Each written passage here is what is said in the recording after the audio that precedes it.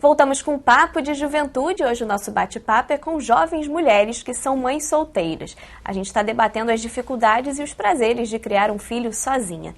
Deputada, às vezes numa gravidez indesejada, uma questão também que é importante a gente debater, que acaba passando pela cabeça de muitas meninas, é a questão do aborto. Como que a senhora vê a questão do aborto, a questão aí que a gente está muito debatendo na sociedade, né, de legalizar, de não legalizar? O que a senhora defende? Não, então, eu acho o seguinte, ninguém, absolutamente ninguém, nem a igreja, nem o poder público, nem absolutamente ninguém pode se meter na sua vida, né? Quem sabe ou não, se você tem condição de criar, é você. Então, eu vim da área da saúde, estudei a parte do fisiologismo, de anatomia.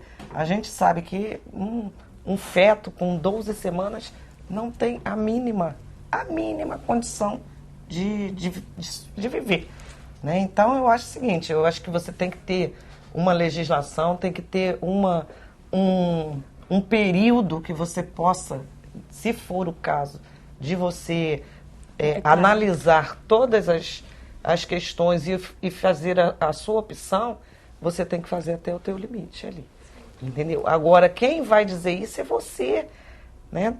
Tem meninos, eu estava lendo nos jornais, o próprio homem quer que a menina tire o filho. E a decisão da mulher, porque ela vai falar, não quero tirar, quero criar sozinho, vamos criar juntos ou não vamos criar juntos, ou eu não posso, né, não tenho uma vida social para assumir uma criança nesse momento. E é diferente, entendeu?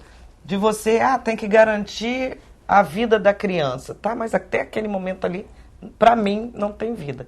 Agora, a partir do momento que nós discutimos a questão do aborto em relação à Zika, né, o vírus da Zika, a doença, você só vai ter conhecimento se tua criança é ou não um feto com microcefalia ou com outra doença, né, ou com outra doença, com a criança já com 6 meses. Aí, realmente, e não há, no meu entendimento, que se falar de aborto. Aí não tem como você, sabe, eu acho que tem que ser uma decisão no começo muito recente da gravidez. E o poder público e as maternidades têm que encarar isso como uma vontade da mulher, uma vontade do casal, uma vontade sua, da sua família individual. E, infelizmente, eu acho que ninguém tem que se meter nessa questão. Senão a gente acaba, se fosse nessa linha, vamos acabar... então você não pode nem transar, porque ali, quando tiver a fecundação, já entrou o óvulo, então não pode. A igreja, né, tem muitas religiões que invadem em relação a essa seara. Fernanda, você engravidou muito cedo também, né? Você tinha quantos anos? Eu engravidei com 18. Com 18 anos. No caso, hoje você vive com o pai do seu filho, né? Mas você conta muito com a ajuda familiar, né? Como que é isso? Então, a minha situação já é uma situação complicada, por eu ter engravidado cedo. Eu acho que isso já é o suficiente, porque o psicológico da mulher fica abalado, independente se ela está com um companheiro ou não. E é pior quando ela não está com um companheiro, provavelmente, né? Eu não vivi isso, mas elas vão poder dizer. E eu sou do movimento Mães e Crias na Luta, e uma das nossas grandes questões é também o aborto. Porque o que acontece? Eu passei por tudo isso com 18 anos e eu superei muito bem, porque eu tive a ajuda da minha família, da família dele, do pai do meu filho, que é um pai, realmente. Ele não abandonou o filho, ele assumiu e cumpre com todas as suas obrigações e tarefas de modo igualitário, assim como eu. E o que acontece? Eu não posso julgar a minha situação, como acontece com a maioria das pessoas, pela situação da outra mulher. Porque o que aconteceu comigo, na verdade, eu sou uma minoria. A maioria das mulheres, as garotas, né, que engravidam na cidade, elas não têm o apoio que eu tive. São abandonadas pelos seus companheiros, muitas vezes a família, nós vivemos num país muito conservador ainda, e a família muitas vezes julga, não aceita, coloca a mulher para fora de casa, obriga a casar. Conheço muitas mulheres que passaram por isso, e eu acho que a questão do aborto, que é uma luta do meu movimento, da Roberta também, é uma questão muito importante a ser discutida. Porque, como ela falou... É individual, né? É individual. Ninguém pode se envolver. Isso, eu, por exemplo, não faria. Né? Porque eu acho que cada um tem que saber o seu momento. Entendeu? Agora, eu não posso interferir na sua vida. Eu tive meu filho, né? Quando você perguntou sozinha também. Tive sozinha, meu filho tem 22 anos. Tive o apoio da minha mãe. Hoje ele é parceirão do pai dele, né? Que eu tô falando, com 22 anos, a gente vira muito parceiro. Mas quando era pequeno, eu tive a minha dificuldade também. De criar, de estudar, de trabalhar. Minha mãe ficava, enfim. Quem levava para ver médicos era eu, minha mãe. A gente se dividia, meu pai, minha família, que era grande. Eu trabalhava, quando ele tirava férias da escola, minha mãe viajava com ele. Enfim, eu não posso interferir na sua, nem na sua, nem na sua.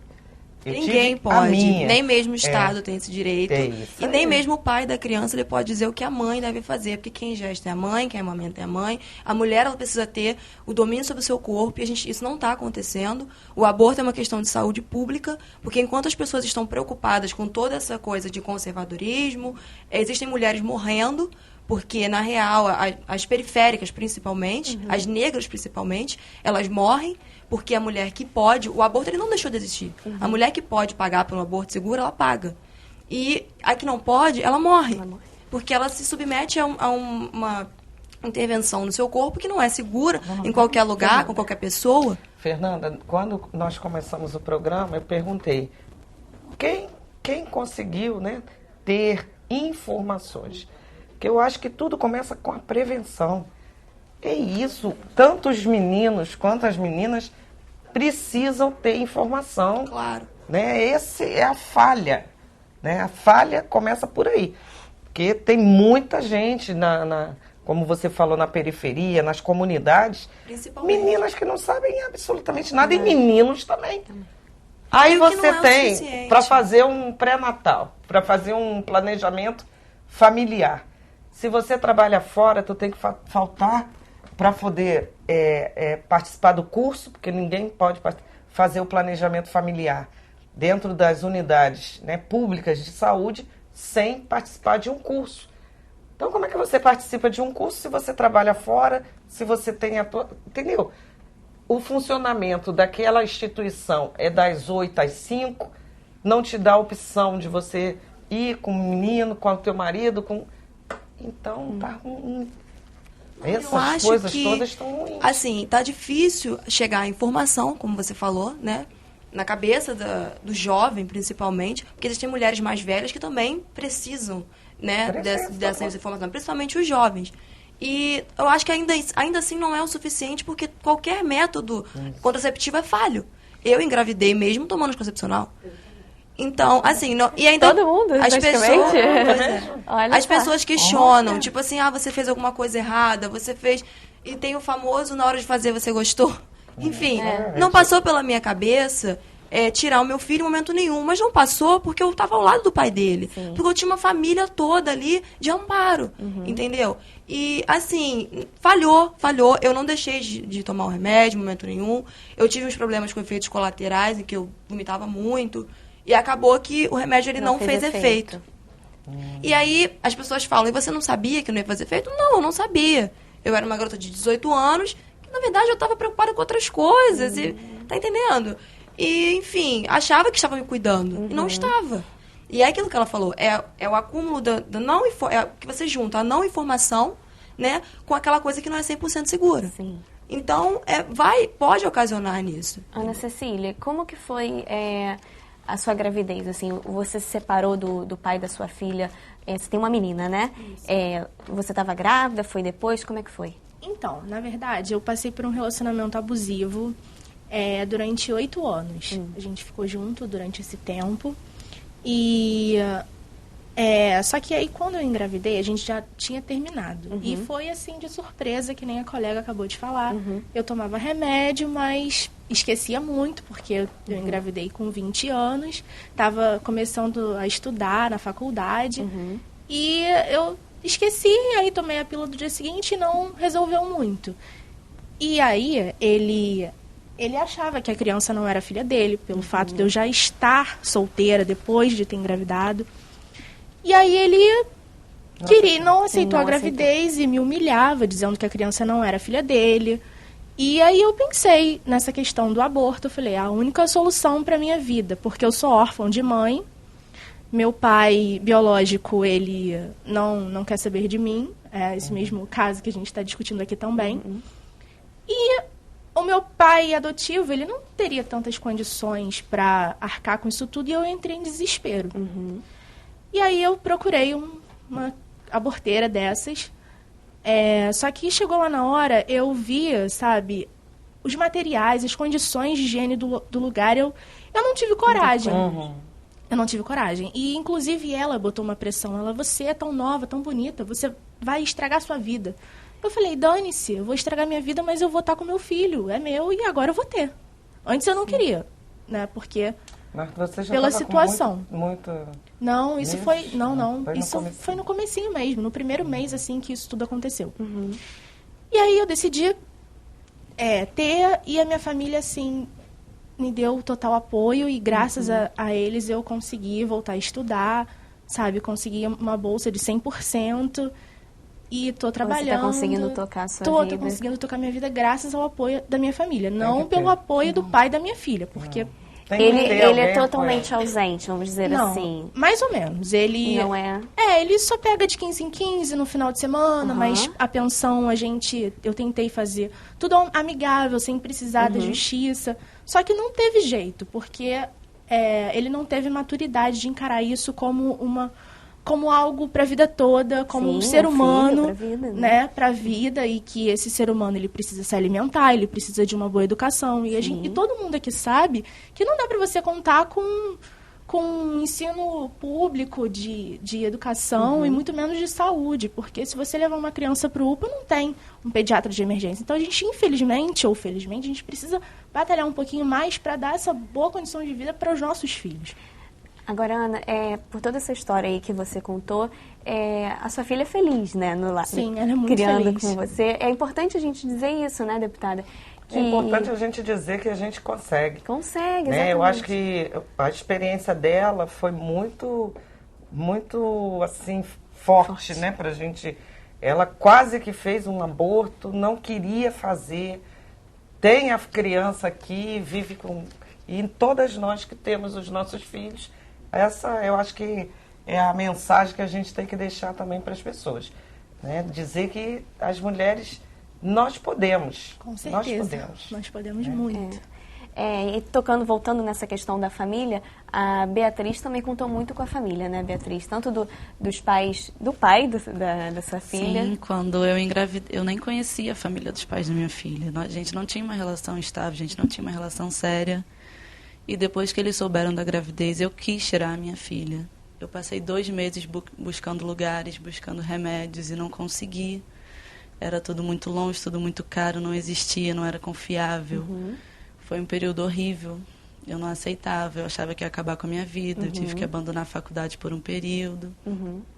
Mas depois passou, porque passa. E o apoio da família foi fundamental. Os meus pais sempre estiveram do meu lado, sempre. Os pais dele foram maravilhosos comigo. Eles, até hoje, eles são avós maravilhosos. E se não fosse isso, eu não sei se eu teria conseguido. Mas é fundamental e hoje é uma família feliz. Feliz, né? Esse é o recado, então, que fica, né, deputada? É possível mulheres fortes, a sociedade está aí, os parentes estão aí para ajudar também.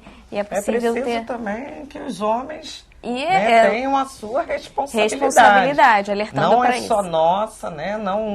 Tudo não bem sozinha, que nós né? estamos com nossos filhos crescidos, bem de saúde, nossas cabeças estão, né, tranquilas, mas eu acho que tem que chegar um recado aos homens do nosso país também, né? Do nosso estado, do nosso país. A responsabilidade também é deles. Ninguém faz filho sozinho.